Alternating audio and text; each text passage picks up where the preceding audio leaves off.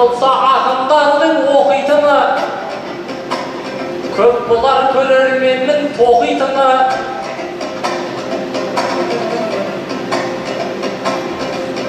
Алтағын шығып отыр алдарыңа,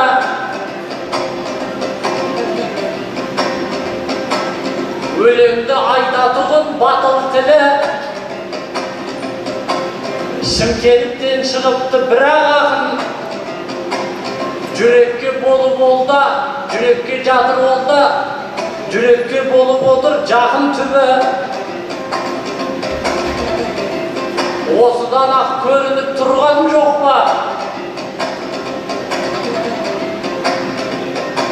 Шымкенттен талайлардың жаситыны, Шымкентте туылған бір қазақтың бір емес бес қазаққа татитыны ұмытылған.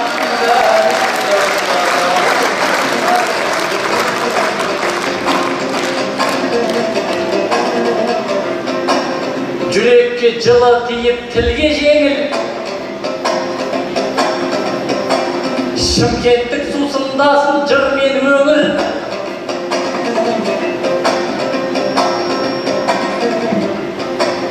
Жүлде жоқ демеңіздер көрерменнің, шапалағы үлде де бүлде де бұл.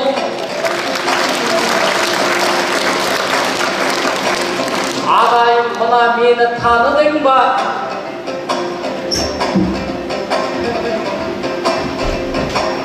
Мен едім көп шалдарды су деген ұл. Айтысты шал кемпірден тазартам деп бекарыспен айтысып гулеген ұл. Мында да шал кемпірлер қақтап кетті. Жастар шығып жатқанмен күнде небір. Жандарбек тек екеуміз жас екенбіз. Сізден басқа бөлемін кімге көңіл. Шалдардың шаруасын мен шешейін, кемпірлерді сен өзің бірдеген алдық.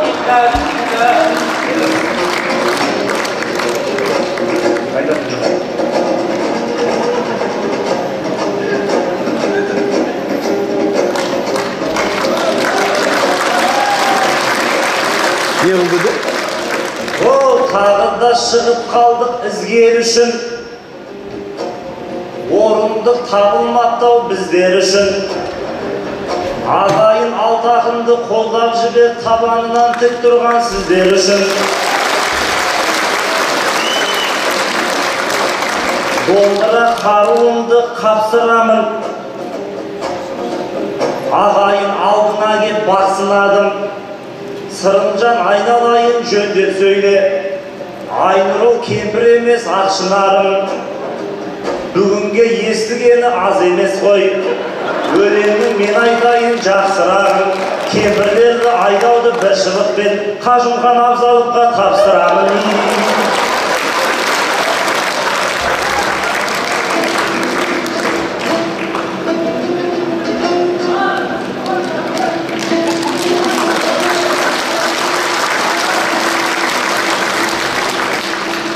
Өздерің барда ағайын, есіне жаурап мұздаймын.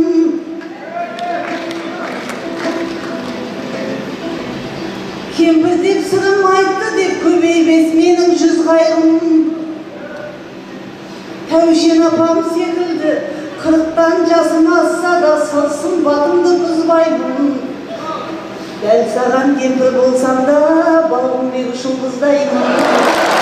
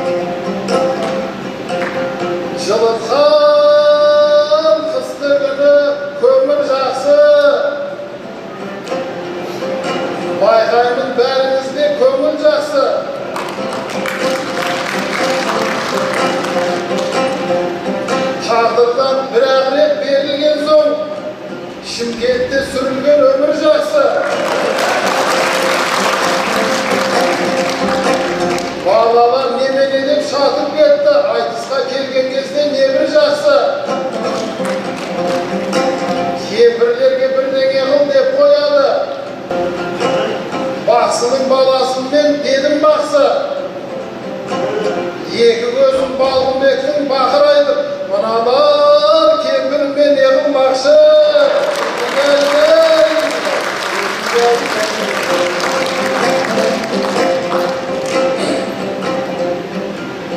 Балалар шатып бұтып бұлдырмайды. Кемпір дейді айнұрдай құрбым жайлы. Қанша бала сахнаға келсе дағы, ешбірі жігерімді құм қылмайды. Сырым келіп шалдарды қуам дейді, шымын теуіп шырымы сындырмайды.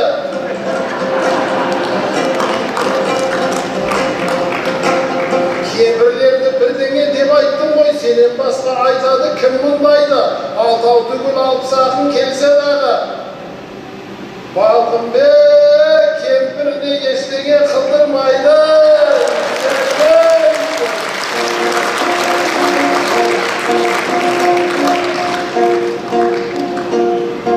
Балғынбек айнұрыңа еттедің бе?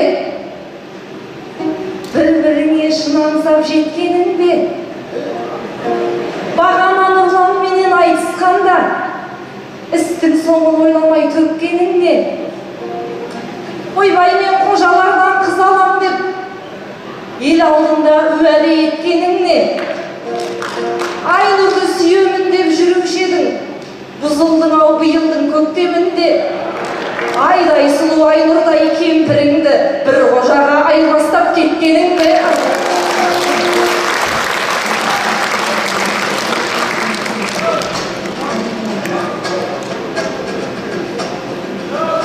Саражан жездеңізге жақынсың ба? Шынымен камеристей батылсың ба? Қожаға айырбастап кетесің деп әпкеге жаның ашып отырсың ба? Сенің айтқан сөзіңе селк етпейтін Балғынбек ағам менің батыршымда. Кемпірін тыңдамаған Балғынбекке балдызын тыңдайды деп отырсың ба?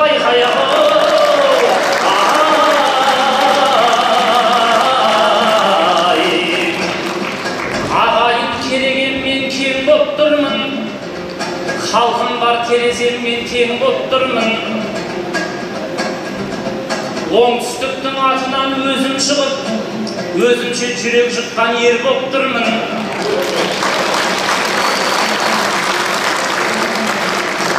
Бекарыс көкпарына кетіп қалды.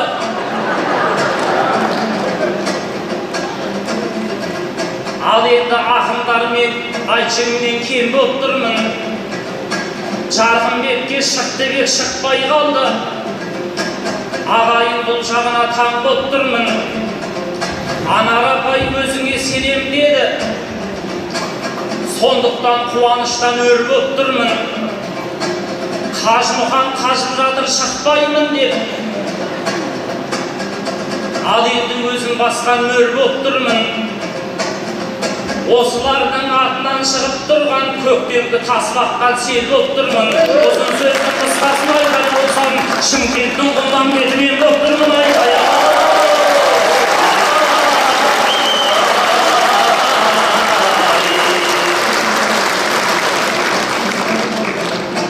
Әңгіменің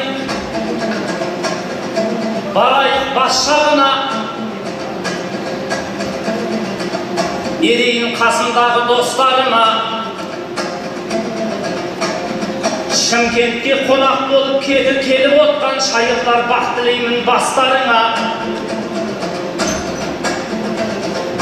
Ал енді Сарағызға бұрылайын айтыстың сәулес ашқан аспанына.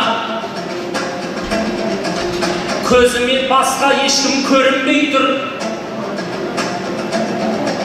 Шабыттың шалқып міндім асқарына. Бала кезде бой бермей кетіп едім мен сияқты Шымкенттің қошқарына. Жүректегі сол сезім кетпей жатыр, қарай бергім келеді қастарына. Әйтеуір Сарағызды көрсем болды, сапар шектіреді ғой жас шағым айқаяғы.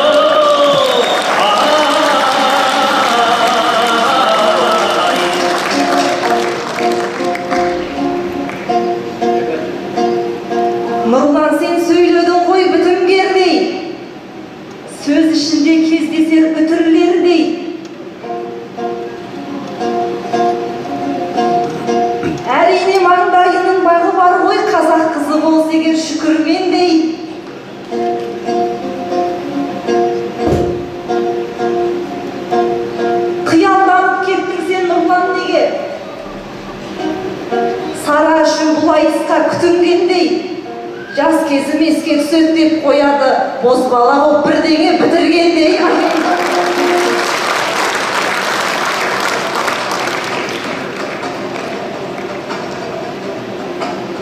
Демеймін нұрлан қызды тек кездедің. Тез айттың қызды көріп көп төзбедің. Сарадай қара көзді көрген кезде түк көрмей қалады екен көк көздерің. Ақындар келген жоқ қой жаман жұтаң, деп отыр бәрі бір адам тұтаң.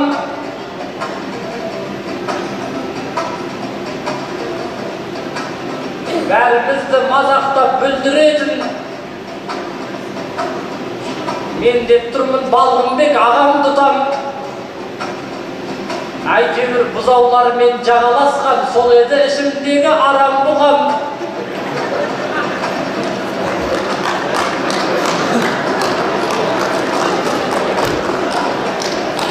Бекарыстан құтылу оңай болды, кетпей қойды мына дәу орангутан.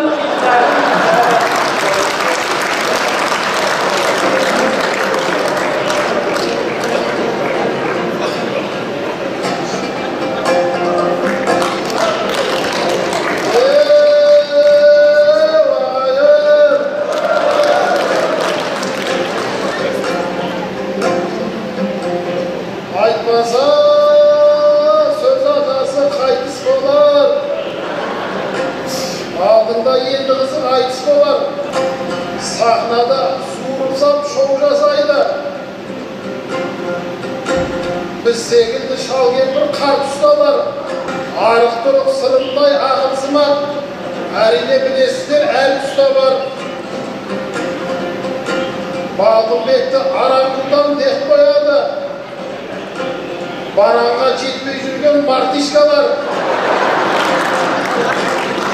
Біз шыққанда сендер бала едіңдер ғой, мұрнынан ағып жүрген мамычкалар.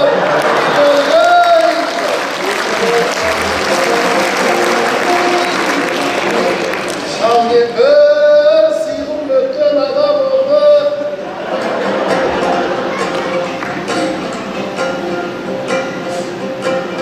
Бірақ та әр айтыста дара болды.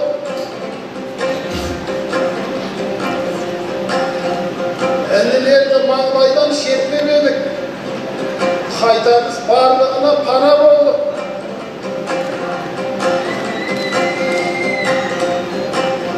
Халқымыз жақсы көріп күтуші еді. Жастардың көзіне біз бәле болдық. Елге ақыл айтатын Данахмет дәл бүгін балаларымен бала болдық. Сахнада 4 микрофон түгел болып тұр, бірақ та біз алтауымыз ала болды.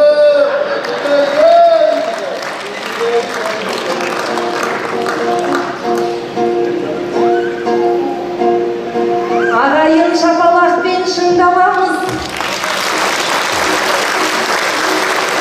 Халық үшін төгілген жыр боламыз. Орангутан мартишка не болып кетті? Осындай әзілдерге жынданамыз. Жігіттердің барлығы маймыл болды. Айнұр апа екеуміз кім боламыз?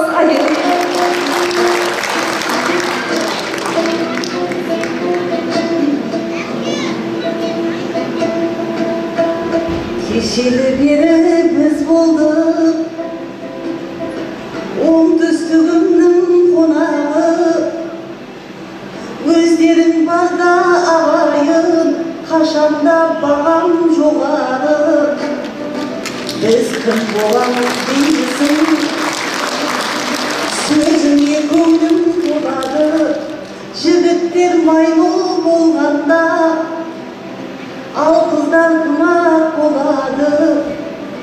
Мен маймыл емеспін ғой деп, Балғынбегімнен өзімді қоймай-ақ қойдым жоғары. Маймылдардың да негізі ұрғашылары болады.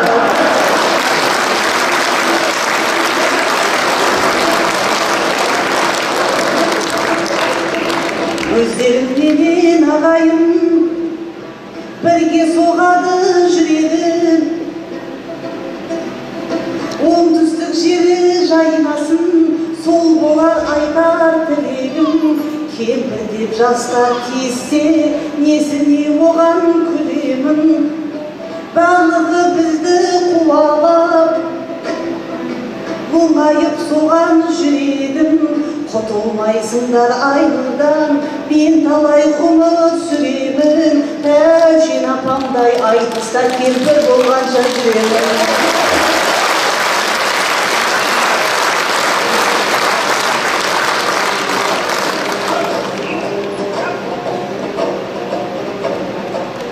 Маймылдар не сұмдықты бастадыңдар?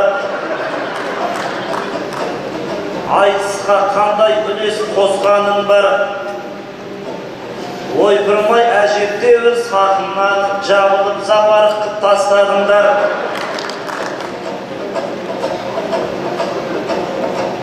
Айтқанын үлкендердің ұғамын ба? Байқаймын кішілерін тіл алуда. Нұрлан шықты сараға ғашықпын деп, енді соны әжуа қыламында. Балғынбек Айнұрға ғашықпын деп, оларға енді қақпан құрамын ба? Ойпырмай мен байысқа қыз жоқ болдау, бүгінгі ақындардың құрамында. Ендеше осы жерден кетейінші, дәл қазір сахнадан шығамында. Найын диван секілді сылаң қаққан, мынаумен құшақтасып тұрамын ба?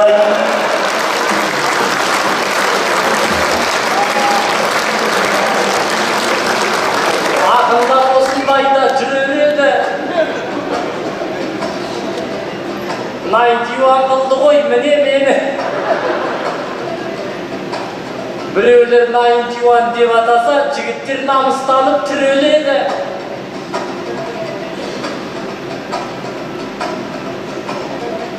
Сахнада бұндай сөзді айтам екен. Шынымен ағым басы түгел еді. Бұл сөзіңді Әбдіғаппар естімесін. Ол естісе орнынан түреледі. Маймыл болып тұрғаның ештің емес, бәріңді ишақ қылып жібереді.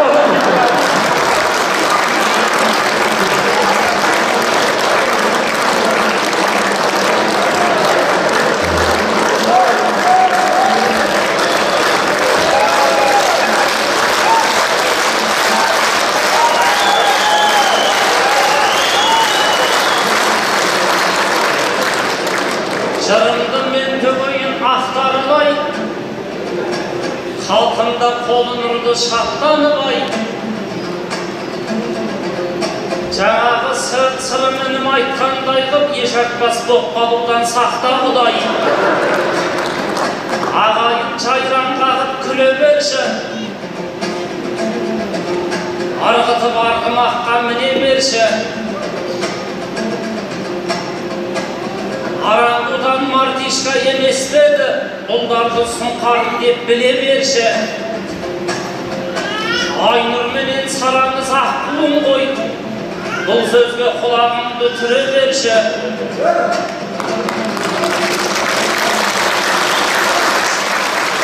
Маймылдың ұрғашысы болады дейді. Маймылдың ұрғашысы болады дейді. Айнұржан жайран қағып күле берші. Маймыл болсаң біздерге күн жеткізбейсің, әйтеуір Айнұр болып жүре берші.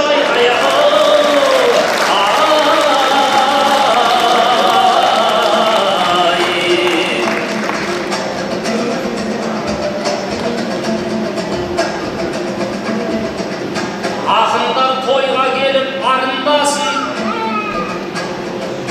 оңтүстік әрқашанда бағынбасын. Тілек айтып кетейік шетімізден, тәуір елдің алдынан табылғасын.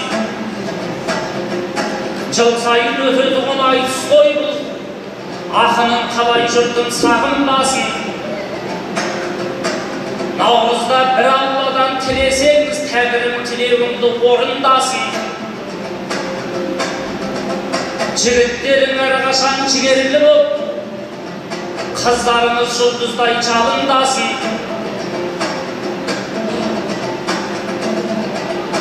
Осылай тілек айтып отырмыз ғой, қос қолың біздер үшін қағылмасын.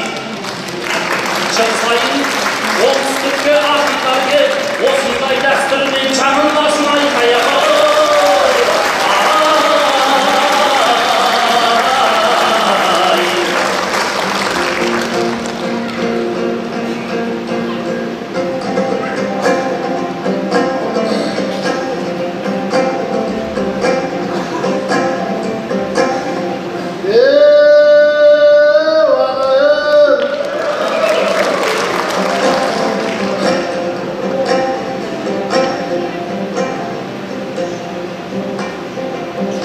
Шымкенет жылда осылай той қылмақшы.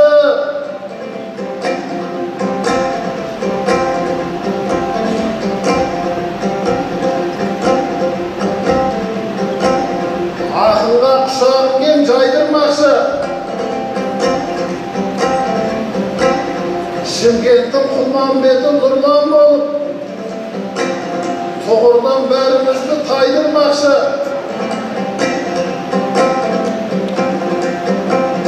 Bir әйелге бағынған еркектерден bir үйірді қайырған айғыр жақсы. Қожаның қызынан мен айнып қалдым. Одан гөрі Найман қыз Айнұр жақсы.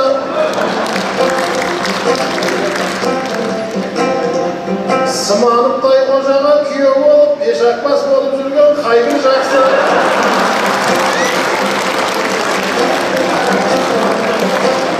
Ендеше шығармайын барды қолдан, тілекпен айтысымыз дәмді болған.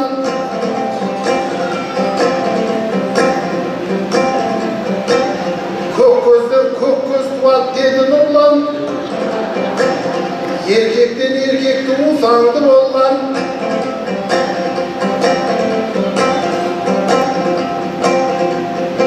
Аман болсын оңтүстік қазы ұрдым, басында кеме қалып шәуілі қонған. Ағайын сіздерменен қоштасайын, думаның тарқамасын сәнді болған. Ол ордағы оңтүстіктің ел жұртына мәңгілік пана болшы Раббым Аллам.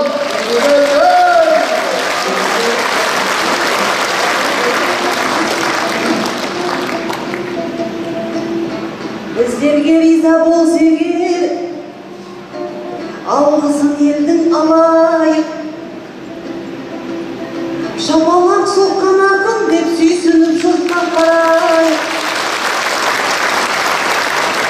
Шымкенттен жалғыз ақын деп нұрланды бөліп жатыр ғой, бұл дұрыс емес қалайық. Ал ауыз болмай алды ақын, bir ağız bulup tarayıp, tümümüz kazak емес пе, біріміз қазақ емес пе, бөлімі бермей бәріміз шымкенттік бола салайық.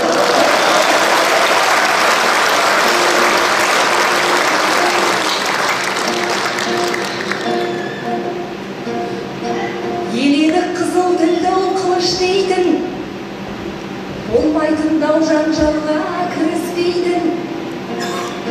Мұсылман қыз тек қана таза сөйлеп немесе үндемеуді дұрыс дейтін.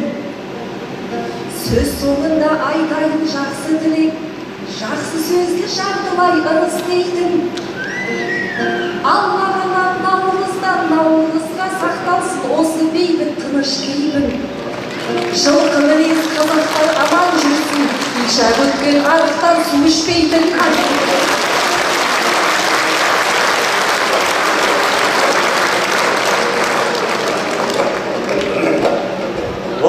Айтысты реті келді-ау тәмамдаудың.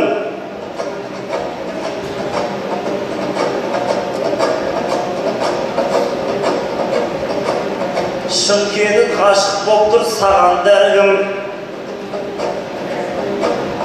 Негізі бүгінгі зал толмай қалды. Келмеуі себепті ғой жарандардың. Ағайын осы айтыстан шыққаннан соң әреті келіп ақтыр хабарлаудың, айтысты күшті өтті деп айтыңыздар, іші күйсін келмеген адамдардың. Ой, бәрекелді. Қошемет апы, Мұхаммед айтысын жасап жатқан адуынды ақындарымызға.